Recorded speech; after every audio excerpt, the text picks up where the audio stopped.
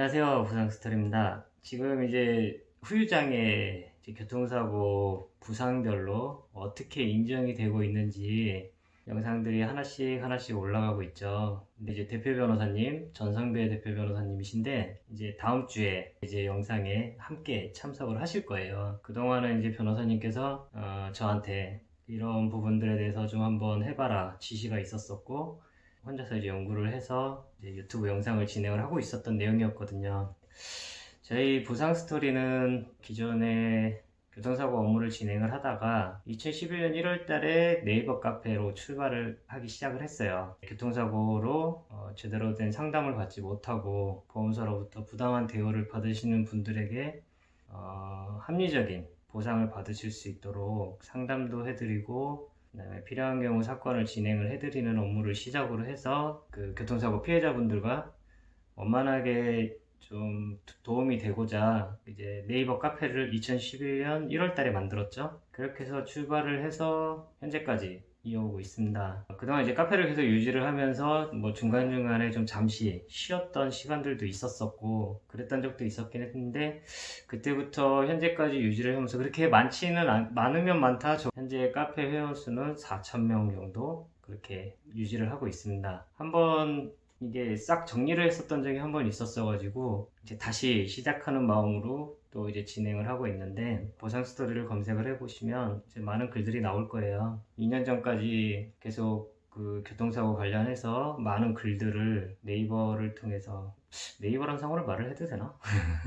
네이버를 통해서 이렇게 많은 글들을 통해서 이제 여러분들께 교통사고에 대한 정보들을 많이 알려주고 있었었는데, 이제는 유튜브까지 진출을 해서 대표 변호사님께서 이러이러한 컨셉으로 해서 진행을 해보자 이렇게 이야기를 하셔가지고 진행을 하고 있는 내용이고, 다음 주에 대표 변호사님께서 이제 이 영상으로 여기 유튜브를 통해서 인사를 드릴 겁니다. 기다려 주시고요. 이제 저희 보상 스토리가 어떤 곳인지 궁금해 하시는 분들이 많아가지고 제가 간단하게 설명을 해드렸고, 오늘 이 영상을 찍는 거는 디스크 합의금 관련을 해서 그동안 영상을 제가 디스크 관련해서 두 개를 올렸을 거예요. 하나는 이제 디스크 합의금 관련해서 영상을 올린 거였고, 하나는 이제 디스크 관련 기왕증에 관련돼서 영상을 하나를 올렸었는데, 두 개가 분리가 돼 있다 보니까 많은 분들이 이해를 하시는데 조금 어려움을 겪으시는 것 같아요. 그래서 조금은 이제 도움이 되고자 간단하게 디스크는 이렇다, 이렇게 보상을 받으시는 거다 라는 부분을 정리를 해서 올려드리려고 해요.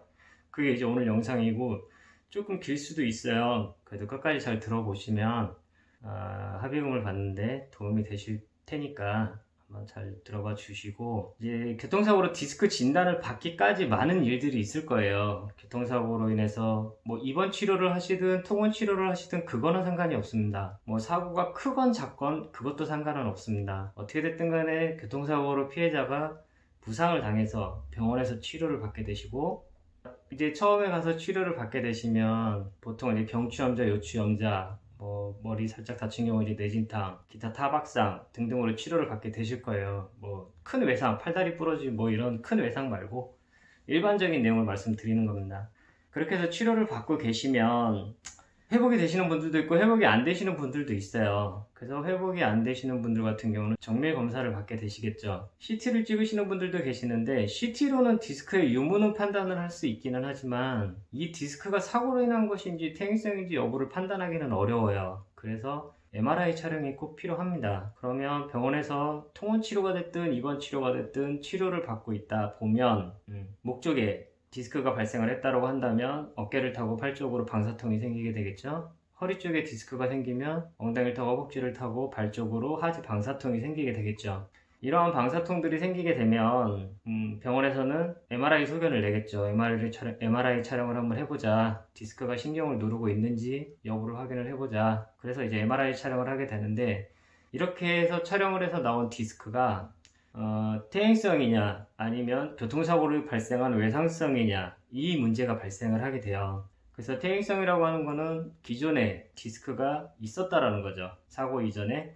그래서 교통사고로 발견이 됐다라는 거고, 외상성이라는 거는 사고로 인해서 발생을 했다라는 의미가 되겠죠. 근데 디스크 자체는 100% 외상성은 없어요. 왜냐면 제가 알고 있는 바로는 18세, 20세였던가 18세였던가 그 나이대가 되면 이후로부터는 디스크의 퇴행성 병변이 조금씩 생기기 시작한다고 알고 있어요.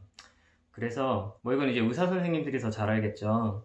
그렇게 퇴행성이 진행을 하고 있는 와중에 교통사고로 인해서 외부의 충격으로 인해서 목이나 허리가 뒤로 젖혀지면서 아니면 앞으로 숙여지면서 갑작스럽게 디스크에 파열이 생긴다라는 거죠.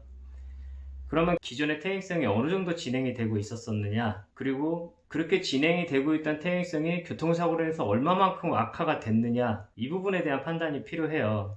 이 부분은 의사 선생님이 해줘야 됩니다. 근데 대부분의 병원에서 안 해주죠. 보장스토리 네이버 카페에 오시면 저희가 디스크로 인해서 신체 감정을 진행을 했었던 사건들이 있어요. 그래서 그 신체 감정 결과들을 올려놓은 게 몇 가지가 있습니다. 그 내용을 보시면 제가 지금 하는 얘기들하고 똑같은 얘기가 신체 감정서에 적혀 있어요. 디스크 자체 장애율은 23%인데 외상기여도를 50% 적용을 해서 장애율 11.5%, 뭐 외상기여도 30%를 적용을 해서 뭐 장애율 몇 프로, 이런 식으로 적혀 있는 것들을 볼 수 있어요. 이게 뭘 의미하는 거냐면 퇴행성이 진행이 되고 있었던 디스크가 사고의 영향으로 인해서 현재 이런 상태가 됐고 그거에 대한 외상성은 몇 프로다, 그래서 장애율은 몇 프로다, 이 부분을 판단을 해 놓은 거예요. 대부분 다 한시장애로 평가를 하고 있죠. 한시 2년, 한시 3년, 한시 5년까지 나오는 경우도 있어요. 신경손상이 심한 경우. 이러한 부분들을 가지고 손해액을 산정을 해서 보험사로부터 보상을 받게 되는 겁니다. 보험사도 몰라요. 이 디스크가 외상성이 있다면 몇 프로이고 장애율은 몇 프로인지, 뭐 외상성이 몇 프로인지 알면 장애율이 몇 프로인지는 당연히 알겠죠. 보험사도 몰라요. 알 수가 없죠. 근데 디스크로 인해서 장애가 있다라는 거는 알아요. 그렇지만 보험사들은 자기한테 유리하게 얘기하겠죠. 디스크 원래부터 피해자가 가지고 있었던 거다, 사고로 인해서 생긴 거 아니다, 이렇게 디스크가 생길 만한 규모의 사고가 아니었다, 뭐 여러 가지 얘기들을 하겠죠. 그럼 피해자들은 답답하죠. 한 번도 내가 디스크로 인해서 어떤 치료를 받아본 적도 없고 진단도 한 번도 받아본 적도 없고 말 그대로 목이나 허리 쪽에 어떤 불편함을 호소했던 적이 한 번도 없는데 교통사고 이후에 이렇게 된 거거든요. 근데 퇴행성이라고 얘기를 하니까 환자분들도 답답하죠. 저도 2010, 몇 년인지 모르겠다, 한 30대 초반대였을 거예요. 30대 초반때 교통사고로 저도 목에 디스크 진단을 받았어요. 그때 당시에 목에 디스크 진단을 받고 이제 보험사로부터 보상도 받았고 현재까지 아직도 목 쪽에 통증을 가지고 있어요. 그래서 겨울이 되거나 이러면 좀 힘든 부분이 있어요. 그래서 교통사고로 디스크 진단을 받으신 분들이 어떤 상황에 있는지 저는 잘 알고 있어요. 그 부분에 대해서는. 왜냐면 제가 이미 한 10몇 년 동안 디스크를 갖고 살고 있기 때문에 얼마나 이 통증 때문에 괴롭고 힘든지 알고 있어요. 저는 수술을 해야 되는 의사소견이 나왔었는데 그때 당시엔 나이도 어렸고 젊었기 때문에 수술을 하지는 않고 한번 버틸 때까지 버텨보자, 이런 마음으로 살고 있다가 시간이 많이 지나니까 그냥 통증에 제가 익숙해져 버린 것 같아요. 그래서 그냥 아프면 아픈가 보다, 그리고 가끔 1년에 한두 번 정도 병원 가서 물리치료 받는 정도. 작년인가 재작년인가 너무 힘들어가지고 병원에서 도수치료까지 받았던 적이 있었는데 그 뒤로는 크게 문제가 있지는 않아요. 그래서 이런 부분들에 대해서 이제 보험사로부터 보상을 받아야 되는데 아예 내가 치료를 받은 기록이 치료를 받았던 적이 전혀 없다, 이런 부분이 확인이 된다라고 한다면, 예를 들어서 뭐 과거에 디스크로 인해서 어떤 시술이나 수술을 받았던 뭐 흔적들이 남아 있다든가 기록들이 있다든가 이런 내용들이 아니라고 한다면 100% 기형증을 주장을 하는 것도 솔직히 말이 안 돼요.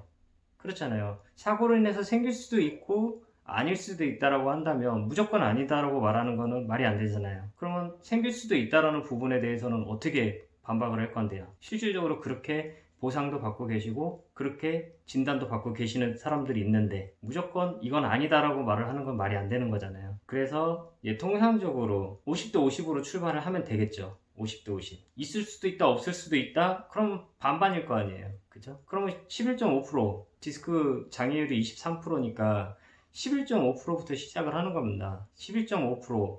또 한시 2년이 나오는 경우도 있고 한시 3년이 나오는 경우도 있어요. 2년이 나오는 경우도 있고 3년이 나오는 경우도 있고.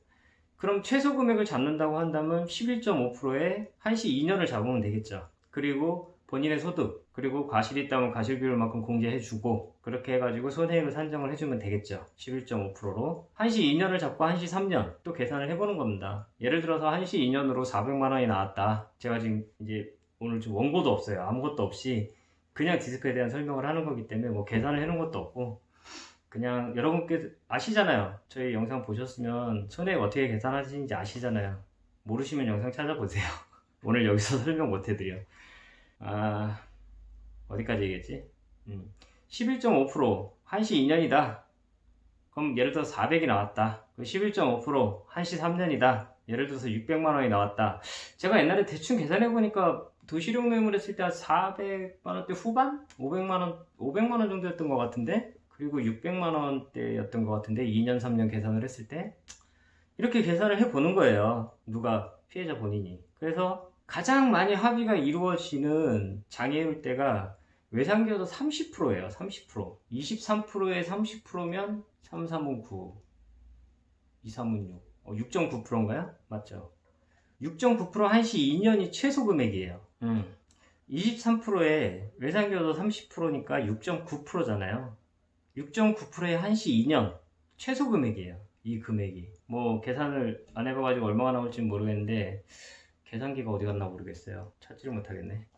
아무튼 그 금액이 최소 금액, 내가 받아야 될 손해배상금 최소 금액, 그 금액에 입원을 했다면 입원, 휴업선액, 그 다음에 위자료, 그죠? 그리고 통원치료 받았다면 통원치료 하루당 8,000원, 그렇죠? 더해주면은 나오잖아요. 합계 금액. 그게 최소 금액. 그 다음에 외상기여도 50%, 한시 3년 또 계산해보면은 그나마 보험사에서 인정을 하고 있는 최대 금액이 나올 거예요. 그 이상 뭐 외상기여도 60%, 70%, 80% 이거는 힘들어요. 가능은 해요. 근데 힘들어요. 그냥 통상적으로 후유장애 진단서 없이 후유장애 진단서 디스크로 받을 필요 없어요. 후유장애 진단서 어디까지 설명을 했었죠? 후유장애 진단서 얘기했나? 후유장애 진단서가 필요하냐 이런 걸 물어보는 분들이 계시는데 디스크린에서 후유장애 진단서 필요 없어요.